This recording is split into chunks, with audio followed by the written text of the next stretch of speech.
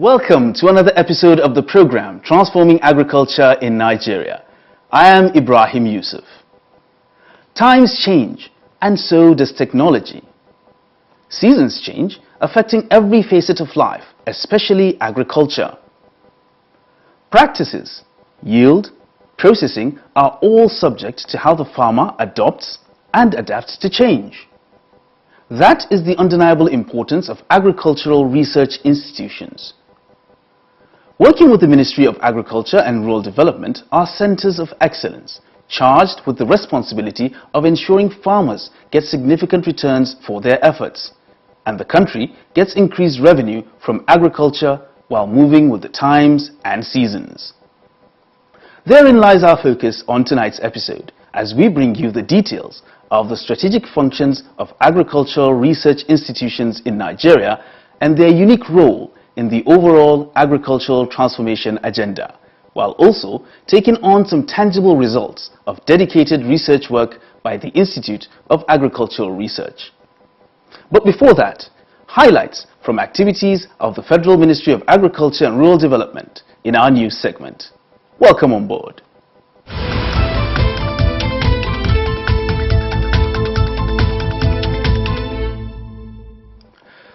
Tonight's news diary takes a look at reactions from the 2020 Wet Season Agricultural Performance Survey, following closely talking points and activities from the nation's week-long celebration of the 2020 World Food Day. These and more shortly.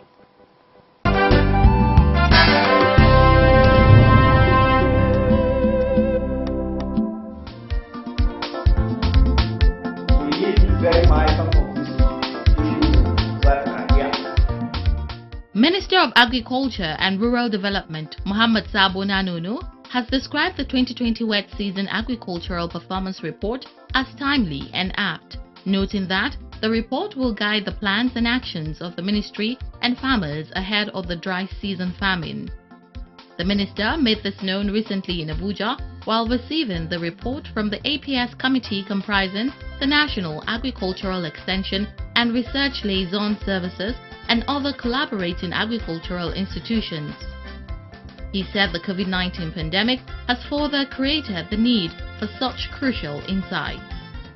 In the ministry, we are trying to see what we can do in terms of supporting farmers with seeds and other inputs.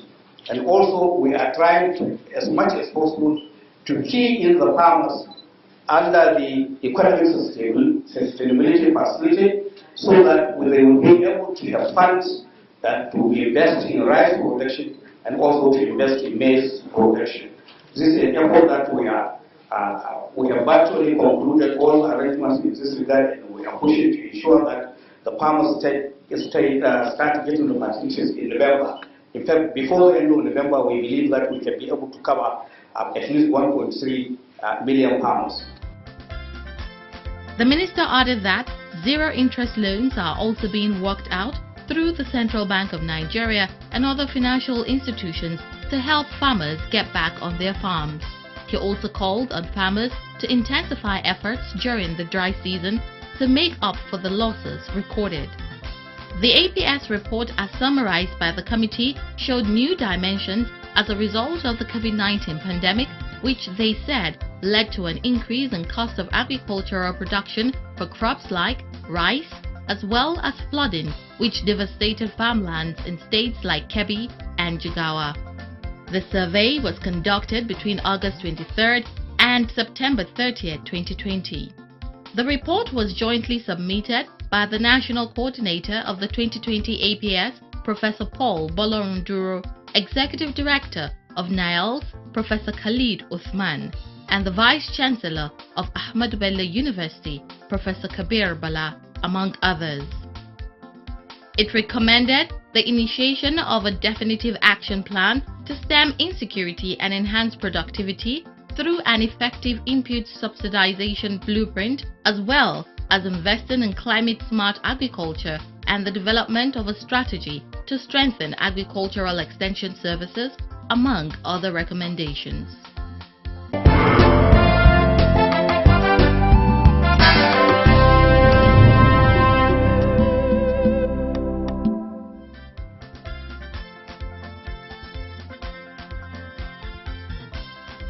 Permanent Secretary of the Ministry of Agriculture and Rural Development, Dr. Abdulkader Maazu, has noted that the policies of government through the ministry has brought about positive outcomes in the agricultural sector as the nation continues on her quest for food security.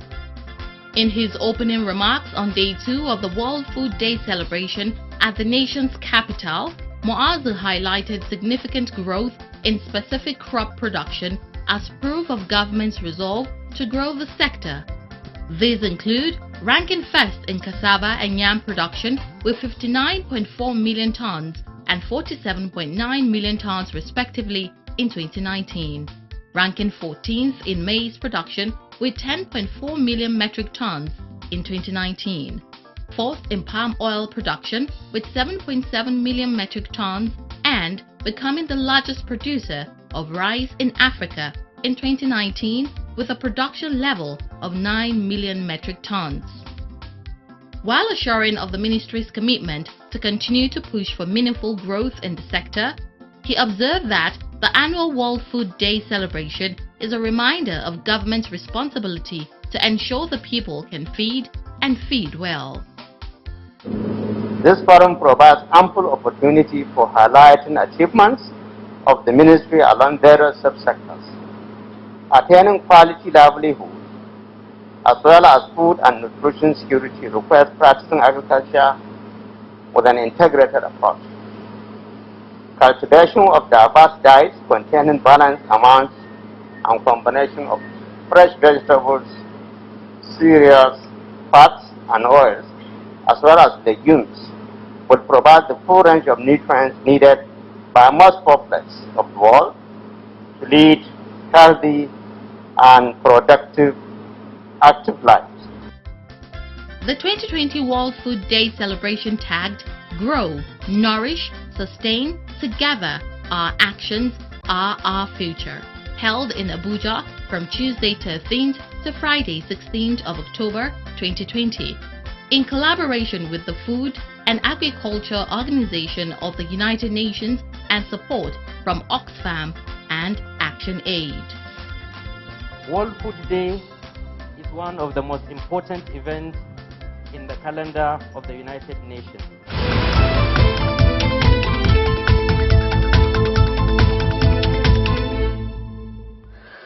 Agriculture thrives on tested and tried knowledge. Knowledge, or lack of it, can determine the quality and quantity of farm produce, hence the preponderance of agricultural research institutions across the country. The Ministry of Agriculture and Rural Development understands the place of research and is therefore doing everything it can to reposition these institutions for the overall development of the sector. In what ways is it going about this objective, and to what purpose? Find out in our next segment, Records of the FDA.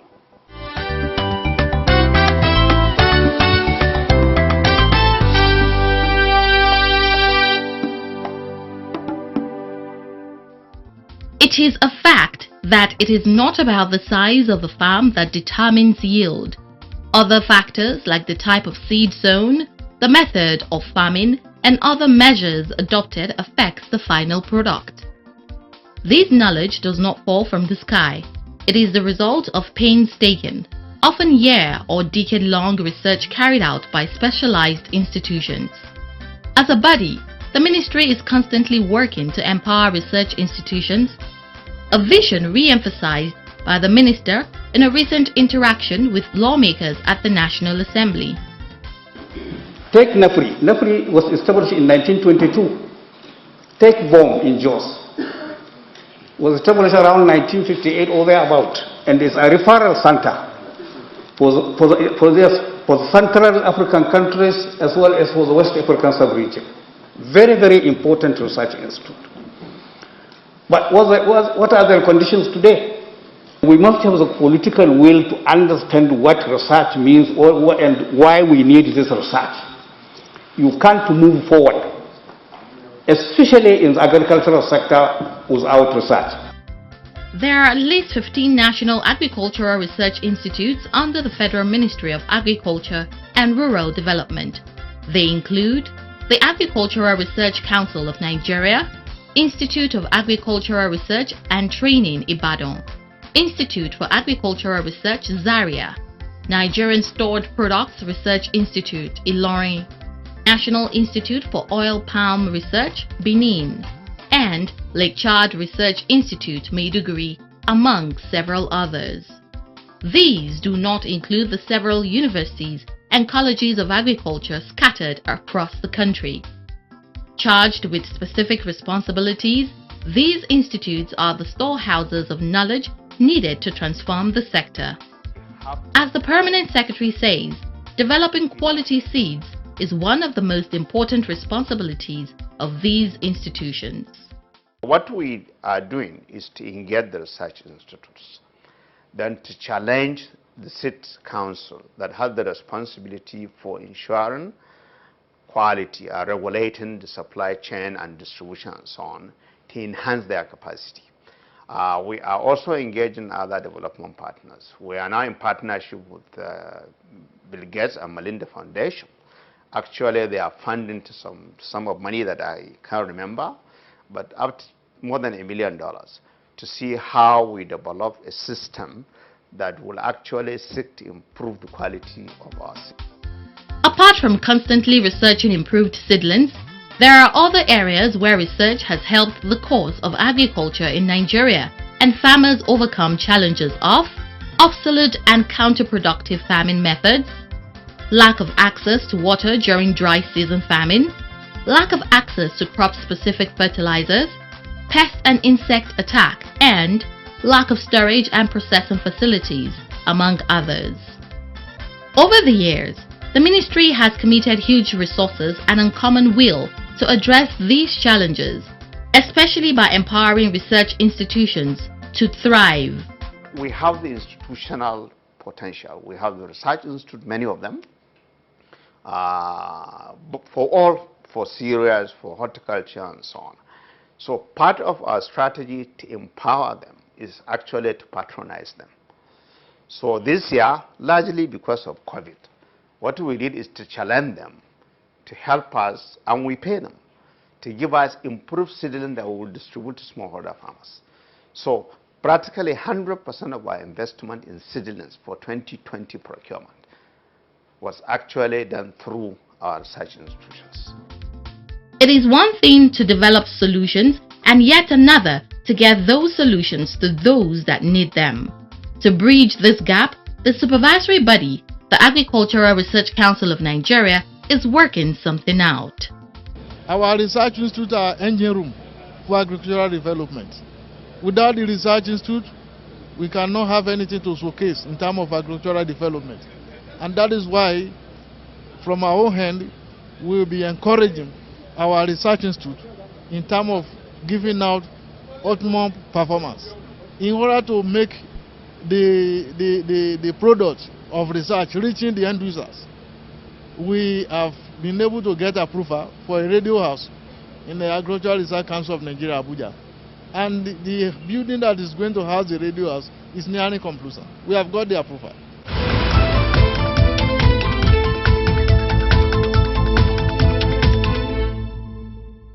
What seeds are best planted, in what soils, and under what climatic conditions?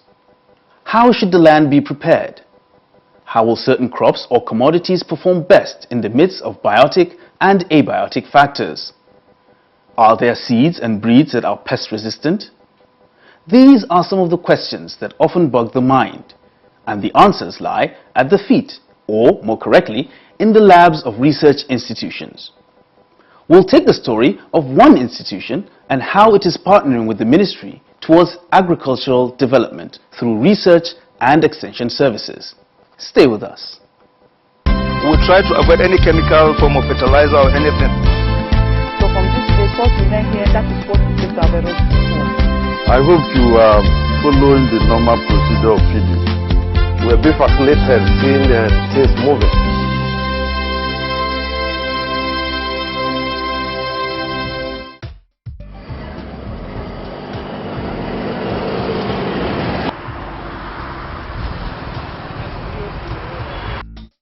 Located within the Ahmadu Bello University complex in Samaru, Zaria, the Institute for Agricultural Research has a clear mandate. Our responsibility primarily to improve commodities for genetic improvement such that the productivity of these crop plants, which I'm shortly going to mention, their productivity will be increased, and then that should translate into increased revenue by our farming community in Nigeria. And the flow from that should be creation of more jobs and also provision and ensuring of food security for the country. This role includes the production of quality high-yielding seeds through simultaneous population planting under similar conditions, crossbreeding, and the production of genetically modified organisms that are high-yielding and pest-resistant. In population planting and hybridization, different varieties of crop seeds are grown together, after which the best performing varieties are selected and cross-planted again. The process is repeated until the best performing seed is produced.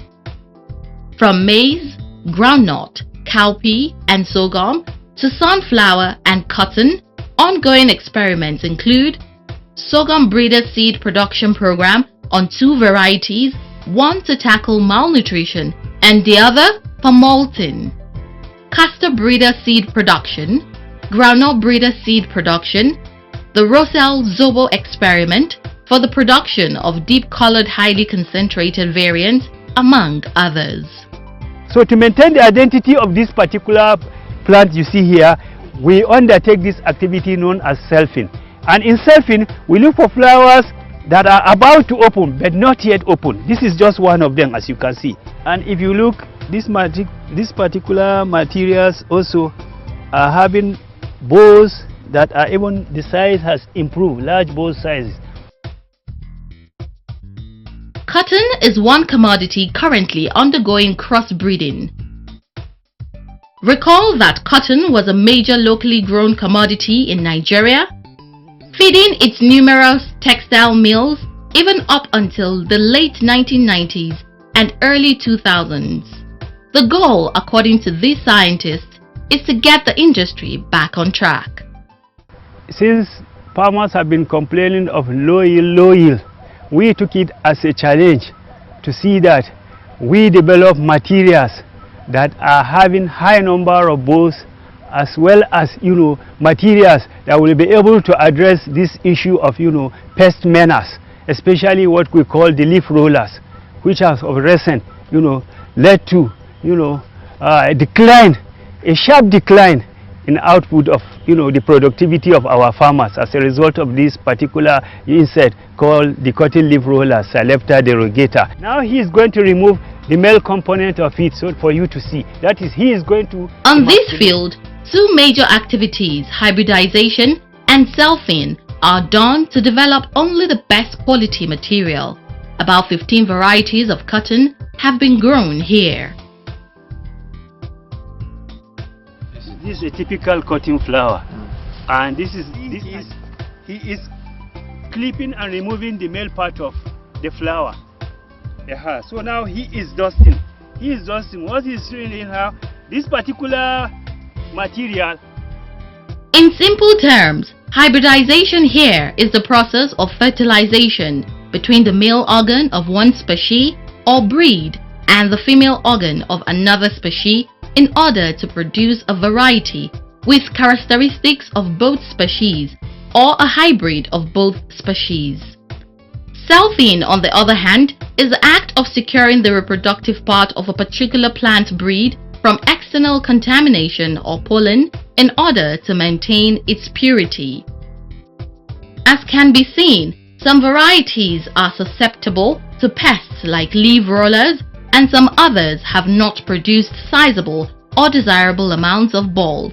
The goal is to marry variants of desirable qualities and get a hybrid that can produce as much as 100 balls per plant as some of them have.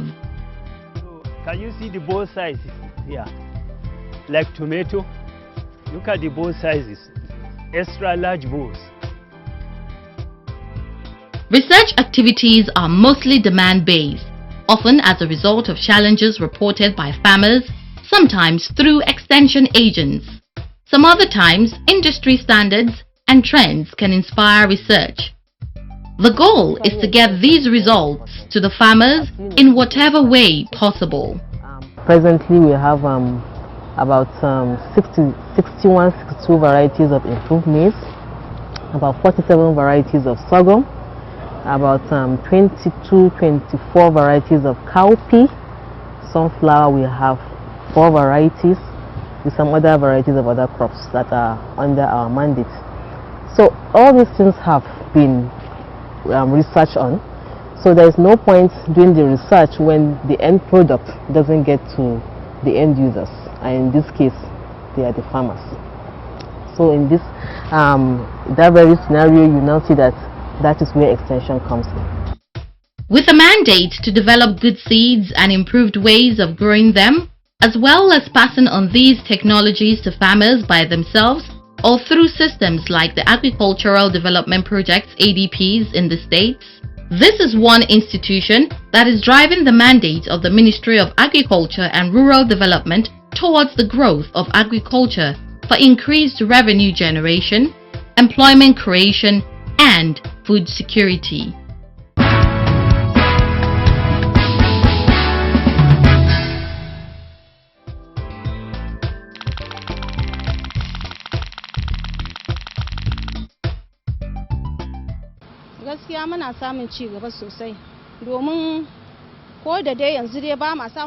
Our relationship as farmers with the Institute for Agricultural Research is truly paying off. We're getting support in the areas of improved seeds for crops like soybeans and maize. By planting these quality seeds, we get bumper harvest. Since last year, they have been teaching us how to process beans into powder to make bean cake and moi, as well as ways to dry tomatoes using drying equipment.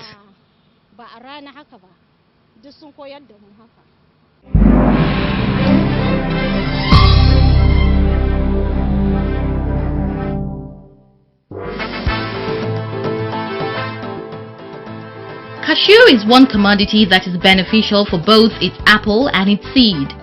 The seed, which serves as a culinary nut, is a popular global commodity with immense health and economic benefits. It can be eaten as a nut, processed as cashew butter, cashew cheese, or used as part of a recipe. The apple, on the other hand, is often yellowish to light reddish in color and is often eaten as a fruit or processed into a sweet and stringent fruit drink. Today, India, Vietnam, Nigeria, and Ivory Coast are among the world's biggest producers of cashew nut. Global production of cashew was around 5.93 million metric tons in 2018. Cashew sold for around $1,700 per ton in 2019. Nigeria's annual production of cashew nut peaked in 2017, making the country the 4th largest producer in the world with 220,000 metric tons exported that year. In 2019, it was the country's 3rd largest agricultural export, only behind sesame and cocoa beans, with an estimated annual export value of $167 million. The cashew tree thrives in several states of the country, including Kaduna, Abia, Kogi, Enugu, Kwara, Oyo, Niger, Imo, and the FCT.